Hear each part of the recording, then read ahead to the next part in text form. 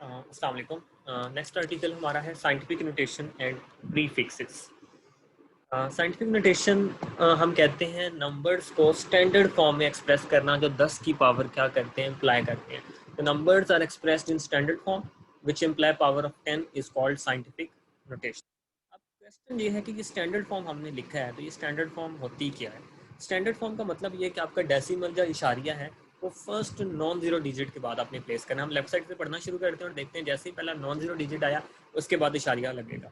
या फिर हम इशारियों को देखें तो इशारिया की लेफ्ट साइड के ऊपर, ठीक है, इशारिया की लेफ्ट साइड के ऊपर सिर्फ और सिर्फ एक नॉन जीरो डिजिट होना चाहिए। दोनों बातें ही सेम है।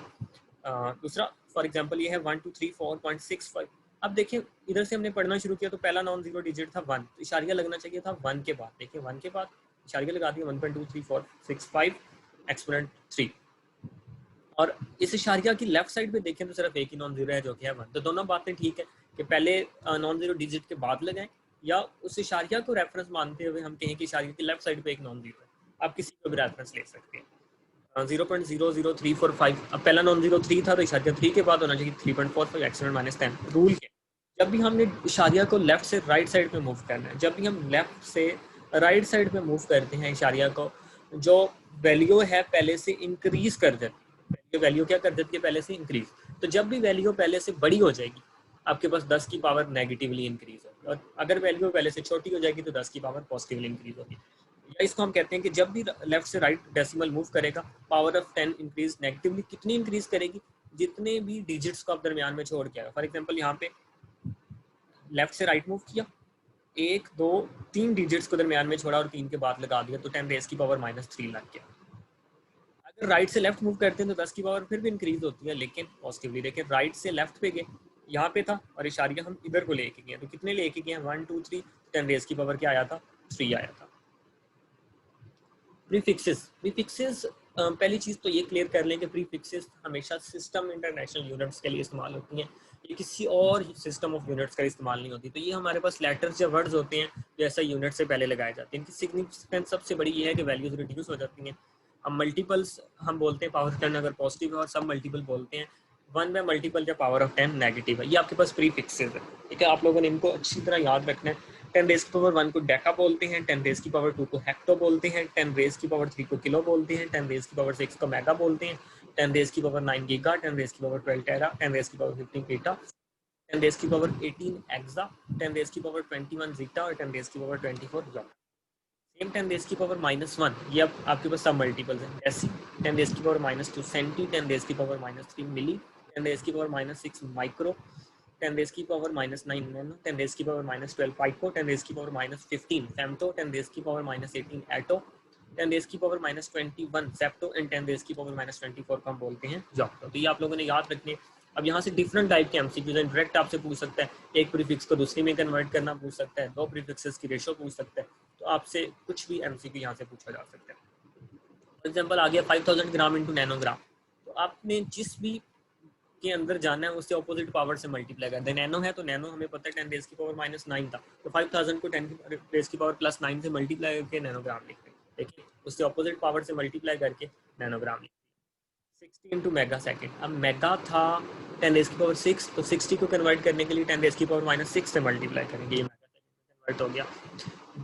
नैनोस और माइक्रो की रेशो देखें, 10 रेज की पावर -9 ओवर 10 रेज की पावर -6, ये ऊपर जाएगा तो 10 रेज की पावर +6 हो जाएगा। बेस सेम थी, पावर जेड हो गई, -9 + 6 -3।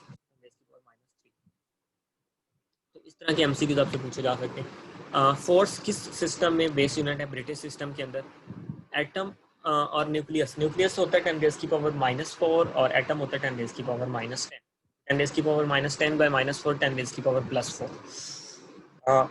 लेंथ को 1983 में स्टैंडर्ड यूनिट्स के तौर पर अडॉप्ट किया गया था। फिजिकल क्वांटिटी है types, 2 types, base and derived.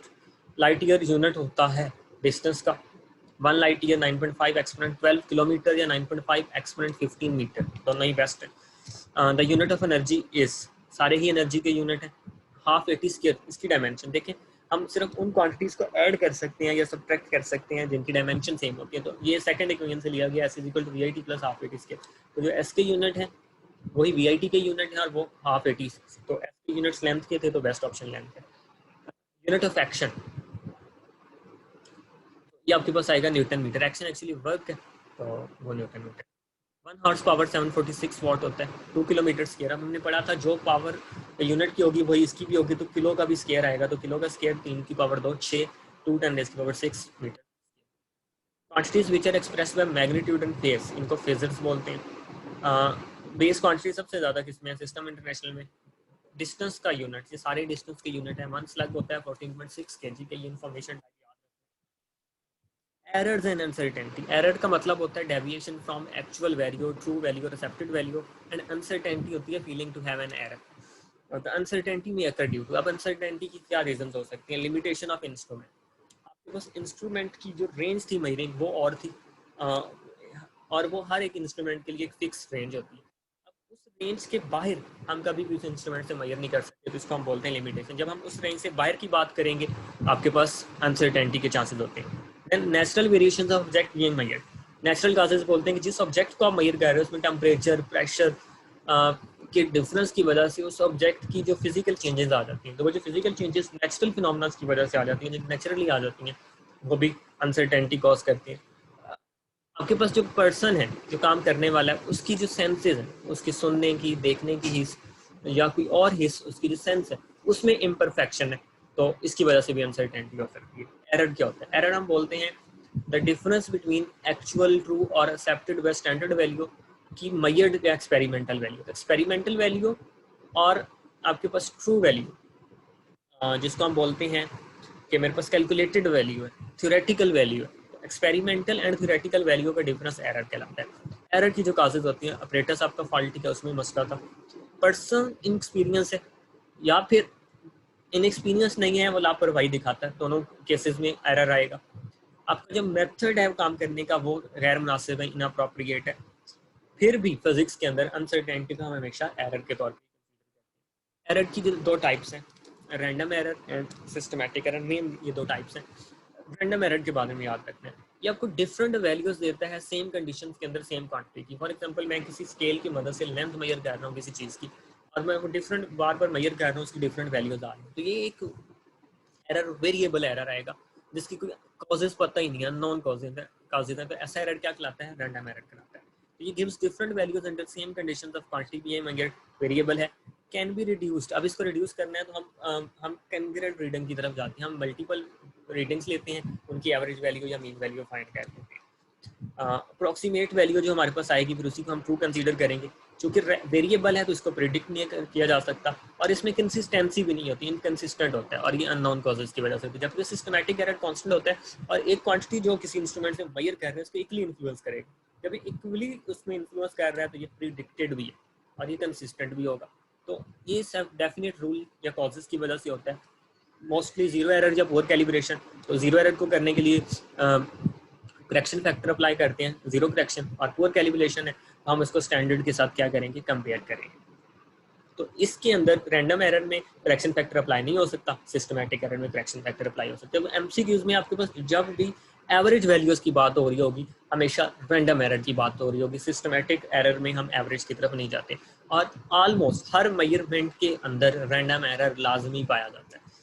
Zero error क्या होता है? जीरो एरर एक्चुअली होता है जीरो की पोजीशन की वजह से। जब आपके पास इंस्ट्रूमेंट जीरो वैल्यू पे है तो उस जीरो वैल्यू में उसमें कुछ ना कुछ रीडिंग प्लस या माइनस के अंदर मौजूद है, तो वो उसका जब उससे मैं मेजरमेंट करूंगा तो कुछ एरर देगा, तो ये पोजीशन ऑफ जीरो की वजह से होता है। Minimum possible error in the measuring device due to position of zero is called zero. अब 2 तरह का जीरो एरर है, पॉजिटिव है या नेगेटिव। सेम करेक्शन भी पॉजिटिव के लिए नेगेटिव और नेगेटिव के लिए पॉजिटिव होती है। वो क्या होती है? पॉजिटिव जीरो एरर का मतलब आप इंस्ट्रूमेंट से जो भी वैल्यू मेजर करोगे एक्चुअल से थोड़ी सी ज्यादा आंसर देगा। जब एक्चुअल से ज्यादा देगा तो करेक्शन फैक्टर में हम सबट्रैक्शन करते हैं, वो जीरो करेक्शन नेगेटिव होता है। और अगर नेगेटिव जीरो एरर है तो इस चीज़ का मतलब एक्चुअल से आपको कम आंसर देगा, और करेक्शन फैक्टर लगाते वक्त हमें उसको कहीं ना कहीं मेजर्ड वैल्यू में ऐड करना पड़ेगा। तो इसमें जो जीरो करेक्शन होता है वो पॉजिटिव होता है या एडिशनल का होता है। सिग्निफिकेंट फिगर्स, इंपॉर्टेंट चीज़ आप लोगों ने याद रखनी है। किसी भी मेजरमेंट में एक्यूरेटली नॉन डिजिट्स और जो फर्स्ट डाउटफुल डिजिट होता है उनको हम बोलते हैं सिग्निफिकेंट फिगर्स। ये हमें बताते हैं कि किसी भी मेजरमेंट के ऊपर किस हद तक रिलाई किया जा सकता है, एतबार किया जा सकता है। तो ये रिलायबिलिटी ऑफ दी मेजरमेंट बताते हैं। जितने सिग्निफिकेंट फिगर्स ज़्यादा उतनी रिलायबल मेजरमेंट ज़्यादा होगी। इसके कुछ रूल्स हैं जो हमें पता होने चाहिए। जितने भी नॉन जीरो डिजिट्स हैं वो 1 2 3 4 5 6 7 8 9, ठीक है, ये 9 वैल्यूज बनती हैं, ये सारे के सारे सिग्निफिकेंट है। जीरो के बारे में सिग्निफिकेंट हो भी सकता है, नहीं भी। अगर जीरो दो सिग्निफिकेंट फिगर्स या नॉन जीरो डिजिट्स के दरमियान आता है तो फिर सिग्निफिकेंट है। इशारिया के निज़ाम में लेफ्ट साइड पे जितने भी जीरो होते हैं इनसिग्निफिकेंट या नॉन सिग्निफिकेंट होते हैं, और अगर वो राइट साइड पे हैं तो दो केसेस हैं, राइट साइड में होल नंबर है या इशारिया वाला सिस्टम। अगर तो बात हो रही है होल नंबर्स की तो फिर वो जीरो सिग्निफिकेंट हो भी सकता है, नहीं भी। और अगर आपके पास इशारिया उसमें लगा हुआ है, डेसिमल है, तो फिर वो वाला जो आपके पास जीरो यूज हुआ है वो सिग्निफिकेंट होंगे। फॉर एग्जांपल 3.400 में अब ये सारे जीरो सिग्निफिकेंट है, और एक होल नंबर 7000 आ गया तो ये सिग्निफिकेंट जीरोज हो भी सकते हैं, नहीं भी। डिपेंड करता है जिस इंस्ट्रूमेंट से मैंने मेजर किया उसका लीस्ट काउंट क्या था, तो ये मेजरिंग इंस्ट्रूमेंट पे बात चली जाती है। अगर इंस्ट्रूमेंट का लीस्ट काउंट 1 kg है तो ये बनेगा 7.000 10⁻³ और अगर 10 kg है तो यही बनेगा। अब इसके लिए एक चीज़ हम फैक्टर देखें जरा। इस 7000 को लिखने के मेथड्स हैं, 7.00 एक्सपोनेंट 3 लिख सकते हैं, 7.00 10⁻³ 7.0 10⁻³, 7 10 ये सारी मेथड्स ही 7000 को लिखने के करेक्ट है। लेकिन इन चारों वैल्यूज के अंदर जो लीस्ट काउंट है वो डिफरेंट है। पहले में लीस्ट काउंट कैसे फाइंड करते हैं, 0.000 और 0.001 1000 से मल्टीप्लाई हो रहा है, 0.001 को 1000 से मल्टीप्लाई किया तो लीस्ट काउंट बनता है 1। दूसरे में 0.01 को 1000 से मल्टीप्लाई किया तो 10 बनता है। थर्ड में 0.1 मल्टीप्लाई बाय 1000 100, 1 मल्टीप्लाई बाय 1000 1000। ये चार तरह के लीस्ट काउंट है। अच्छा, जब अब सारे इशारिया में आ गए, अब इशारिया में हमें पता है कि ये जो जीरोज होते हैं जिस तरह यहाँ पे था सिग्निफिकेंट होते हैं, और 10 की पावर सिग्निफिकेंट फिगर्स में काउंट नहीं होती। तो पहले में सिग्निफिकेंट फिगर हो गए 4, दूसरे में 3, तीसरे में 2, दूसरे में लास्ट वन में 1। हमें पता चला जैसे जैसे लीस्ट काउंट बढ़ता जाता है सिग्निफिकेंट फिगर्स कम होते जाते हैं। तो एक रिलेशन तो हमने ये सीखा कि सिग्निफिकेंट फिगर्स और लीस्ट काउंट में इनवर्स रिलेशन है। अब मुझे बता दिया जाए अगर कि इस इंस्ट्रूमेंट का लीस्ट काउंट इतना है तो फिर कैसे प्रेडिक्ट करना है, तो उसका शॉर्टकट मेथड लिखा हुआ है, measured value over least count करते हैं। जितने भी डिजिट बाकी रह जाएंगे वो आपके पास सिग्निफिकेंट होंगे। फॉर एग्जांपल यहाँ पे लीस्ट काउंट कितना था इसका, 1 था, तो 7.000 डिवाइडेड बाय 1 कर दें, या 7000 डिवाइडेड बाय 1 कर दें, उस मेजर वैल्यू को 7000 डिवाइडेड बाय 1 कर दें, तो 7000 ही बचता है। तो उसमें सारे डिजिट्स काउंट कर लें। अगर 1 है तो सिग्निफिकेंट फिगर्स कितने हैं, 4 है। अगर 10 करते हैं तो 7000 10 डिवाइडेड बाय 10, एक जीरो कैंसिल हो जाएगा, 3 बाकी रह जाएंगे, देखें 3 है। अगर 100 करते हैं तो 2 रह जाएंगे, तो 1000 से डिवाइड करते हैं तो सिर्फ एक 7 रह जाएगा, सिग्निफिकेंट फिगर 1। तो ये शॉर्टकट है, मेजर्ड वैल्यू को लीस्ट काउंट पे डिवाइड करें, बाकी जितने भी डिजिट्स रह जाएंगे उतना उसका क्या हो जाएगा, सिग्निफिकेंट फिगर्स हो जाएंगे। पावर ऑफ 10 नॉन सिग्निफिकेंट होते हैं। इंपॉर्टेंट चीज़ आपके पास प्रोडक्ट में या क्वेश्चन में, मतलब मल्टीप्लिकेशन या डिवीजन के अंदर हमने लीस्ट एक्यूरेट फैक्टर, इसको आसान में कर देता हूँ, वो मिकदार जिसमें कम सिग्निफिकेंट फिगर होंगे आंसर में भी कम वाला ही आएगा। फॉर एग्जांपल ये मल्टीपल हो रहा है 3.4 5.73, इसमें 2 सिग्निफिकेंट फिगर हैं, इसमें 3। सेम ये डिवाइड भी हो सकता था। तो चूंकि जिसमें कम सिग्निफिकेंट फिगर होंगे जो लीस्ट एक्यूरेट होगा, आंसर को भी हमने लीस्ट एक्यूरेट के अकॉर्डिंगली रखना है। इसमें 3.4 2 सिग्निफिकेंट फिगर हैं तो आंसर में भी 2 सिग्निफिकेंट फिगर होंगे। इन एमसीक्यूज को हमें सॉल्व करने के लिए सिर्फ यही टेक्निक देखनी होती है, मल्टीप्लाई या डिवाइड के अंदर। जिसमें कम है हम वो वाला आंसर में देख लेंगे और इस तरह के एक ही ऑप्शन मौजूद होगा। एडिशन या सबट्रैक्शन के अंदर हम देखते हैं कि सबसे कम डेसिमल प्लेसेस कहाँ पे हैं। इसमें डेसिमल प्लेसेस होते हैं इशारिया के बाद। अब देखें 72.1 में एक डेसिमल प्लेस है, इसमें 2। तो आंसर के अंदर जो होने चाहिए वो सिर्फ एक सिग्निफिकेंट फिगर, और इशारिया के बाद क्या होना चाहिए, एक डेसिमल प्लेस होनी चाहिए।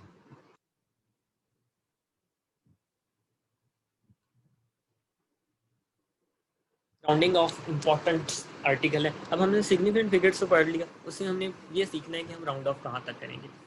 ये नंबर्स हैं हमारे पास टोटल 10, 0 1 2 3 4 5 6 7 8 9, और 5 को मैंने कह दिया कि रेफरेंस वैल्यू का बेंचमार्क है।